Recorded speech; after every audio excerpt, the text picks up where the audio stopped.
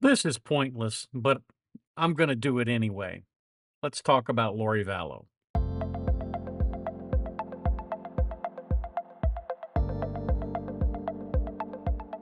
Hi, Tony DeWitt here. I'm a Missouri appellate attorney, retired, and I bring you a fresh perspective on the law without offering any legal advice. So pull up a chair. This is what we're discussing today. I understand the need to feel in control, right? I understand that some people just naturally feel like they can do a better job at everything, maybe even their own brain surgery. But most of us recognize that we hire professionals for a reason. And the reason we hire professionals is because nobody can be good at everything. People who have relatively high IQs and really strong defense mechanisms oftentimes feel like their lawyer just doesn't understand how to ask the right questions that will really get to the point. The only problem is that they don't understand the court rules, and as a result, they get themselves in trouble. Well, as you all know, Lori Vallow is on trial for the murder of her husband.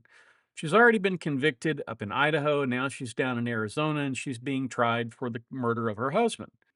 As I understand it, she got her brother to kill him. There was a conspiracy, so she's on trial for first degree murder and conspiracy, fomenting the murder to begin with and working with her brother to get that done.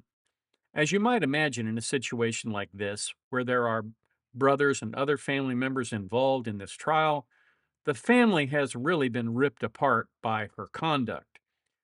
The idea that she is going to question these witnesses, who are her own family members in some cases and friends in the other cases, it's just almost difficult to believe that you could do anything that would be valuable to you, especially if you don't know the rules. Now, she has been hit with a number of objections, and she has not been making very many objections. The prosecutor has been getting away with murder, so to speak, with some of her questions. She's done a lot of leading questions, and Lori isn't objecting because she doesn't know that she can or that she should. Because if the prosecutor asks a leading question and she gets the answer that she wants, well, it's in the record now. You should have objected. So even on appeal, there's not going to be very much that they can do about that. Not that I think an appeal is really going to do any good. Let's be honest here. She's already been convicted up in Idaho for what she did there with her children. Apparently, she's operating under the delusion that she is somehow some kind of Latter day Saint in the Church of Latter day Saints. I believe she described herself as a celestial being. The bottom line being that she's made a bunch of statements that would pretty much qualify her. Well, I believe the DSM would refer to this diagnosis as Looney Tunes. Um, so it's hard to put a lot of stock in her innate ability to ask questions and get good answers if she doesn't know what she's doing. And it's very clear she doesn't know what she's doing. At this point in the trial, what she is left with is objecting, or she is left to cross examine. So when she gets in, she is doing nothing but cross examination. If she had been well schooled in this at the outset, she would have been told, don't ask a question you don't know the answer to. And more importantly, ask only leading questions. One at a time. You can build on those leading questions, but one question at a time, no compound questions, all the things that are going to draw objections. And once you get an answer, move on. Don't keep harping on the same point. Unfortunately, she doesn't really understand what she's doing. Let's take a listen to this section where she's cross examining her brother. Mr. Cox, how long has it been since we've seen each other in person? Don't know. When was the last time you saw me? I don't recall. So, has it been a year, 2 years, 3 years, 5 years, Something 6 like years, that. 7 years, 8 years? Something. Okay. So, You have no idea. Nope. You have no idea when the last time you saw me in person. I don't know the year or how many years it's been. Okay, so did you see me at Colby's wedding in January 2018? No, I was not there. You didn't come to Colby's wedding. No, I did not. So did you see me sometime that year at my house Possibly. where Colby got married? That house. I did see you at that house. Yes.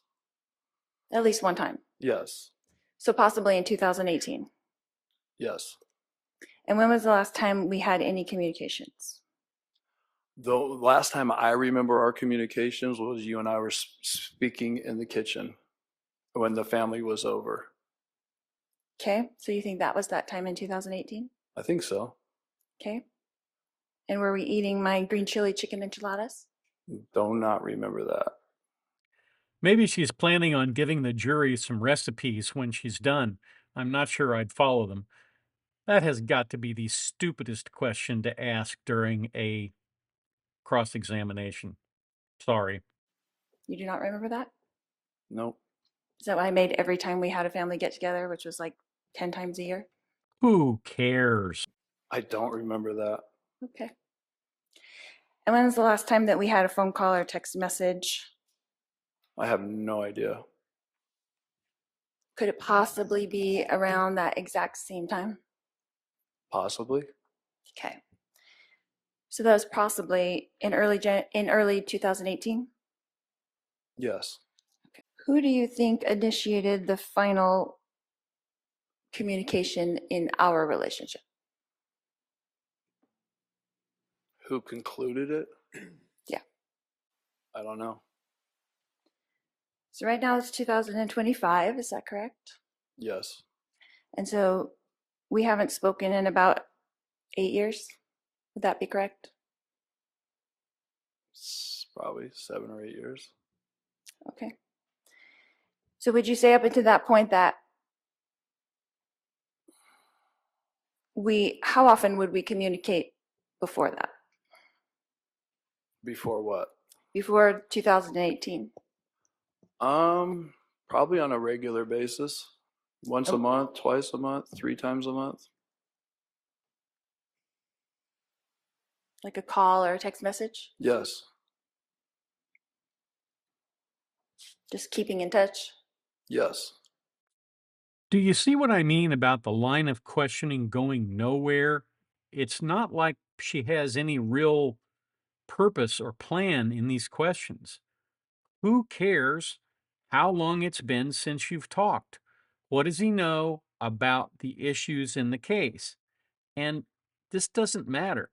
And I'm sure the prosecutor is letting her do this because it absolutely doesn't hurt their case. So she's not going to object too much, although all of this is irrelevant, frankly. You know of us living in Hawaii and you were living in Kansas at the time? Yes. And in your career, you lived in lots of different places. Is that correct? Yes. Austin, Yes. Dallas, Yes. New York, Yes. Wichita, Yes. Sacramento. Yes. Did I miss anything? Break out Johnny Cash now, singing I've Been Everywhere, Man. Again, no point to these questions. None. So would you say that we were not physically close during the past 20 years? Yes, I would say that. So our communication would be solely family get-togethers, occasional text messages. Is that correct? And phone calls, yes. Okay. Imagine how much better the jury would have liked it if she had just asked that last question at the beginning. She could have established that and moved on. Instead, we went through the I've been everywhere man routine for both him and her, and it made no point other than, hey, we haven't been very close, which does sort of impact his ability to see and experience her actions and know anything about what she's doing or how her husband's relationship with her was. So it might be useful in that respect, but it took so long to get there. I don't think the jury probably paid any attention to that. So, Mr. Cox, did you see or hear or personally witness me conspire with my brother Alex Cox to murder my husband Charles Vallow? Repeat that again. Okay. Did you see with your eyes or hear with your ears or personally witness me conspire with my brother Alex Cox to murder my husband Charles Vallow? No. Thank you. No more questions. Now, what's funny there at the end is that she thinks she's scored a point here by virtue of getting him to admit that he never saw or heard or experienced her conspire with her brother to murder her husband. If you had to establish conspiracy through testimony, okay, maybe she'd have scored a point. But in essence, you can establish this conspiracy through circumstantial evidence, and there's tons of that. So she walked away from that questioning like she just hit a home run, and clearly she did not just hit a home run. Then she went to cross examine her friend or a former friend who also gave testimony, among other things, about her talking about zombies. Well, apparently that really set her off. And so she entered into this dialogue with that witness. Ms. Sharp, did you take an oath when you came into this courtroom today? Yes, I did. Did you raise your hand? Yes, I did. Did you swear to tell the truth? Yes, I did. The whole truth? Yes. Nothing but the truth? Yes. So help you who? God. So can we agree that this court acknowledges that your testimony here today will be accountable to God? Your Honor, I don't object to the relevance of this. Sustained. Your Honor, they brought up the religion. Ask for a response. It's sustained. Ask the next question. You can tell the judge has had enough. When he gave her the response and said sustained, and she tried to argue with him, he's like, sustained, next question. He doesn't want to argue these objections with her. He wants to rule on them and move on. That's one of the things you learn about judges if you actually do trials. You know which judges you can say, but judge, it's relevant on this issue or whatever. Not this judge and not this person who's acting like an attorney, because he's fed up with her. And you can tell that just by his demeanor and the crispness of his answer. Do you believe that your testimony here will be accountable to God? Yes. She goes on and she decides that she wants to ask about the Bible and all kinds of stuff. And none of it is relevant in her case. All of this stuff about the Church of Latter-day Saints and the belief system and all of that, it's chaff. It's a distraction. It's designed to confuse and misdirect the jury. So would it be fair to say that some of the things that you remember are from other people and not actually from me to you directly? Perhaps. Okay. So in the instance when you said that I mentioned to you something about zombies, I would like to know what I said to you exactly verbatim about zombies.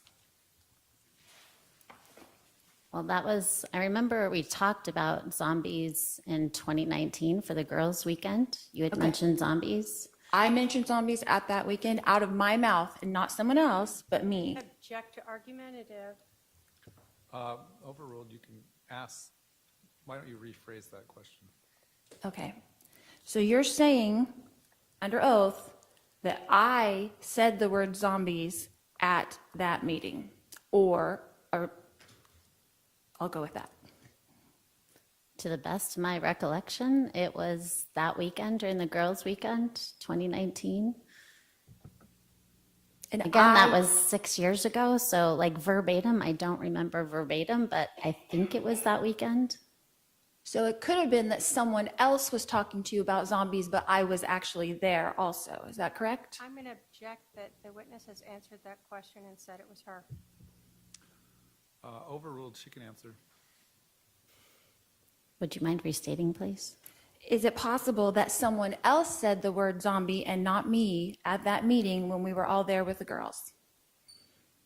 It's possible, but I don't think it was. I think Okay, it then was what you. did I say exactly about zombies? I want to know the sentence I said to you about zombies. Hold on, Again, ask questions, okay? I make object to statements. asked and answered. So rephrase your question. What sentence did I say to you with the word zombie in it? And I'm going to object to asked and answered.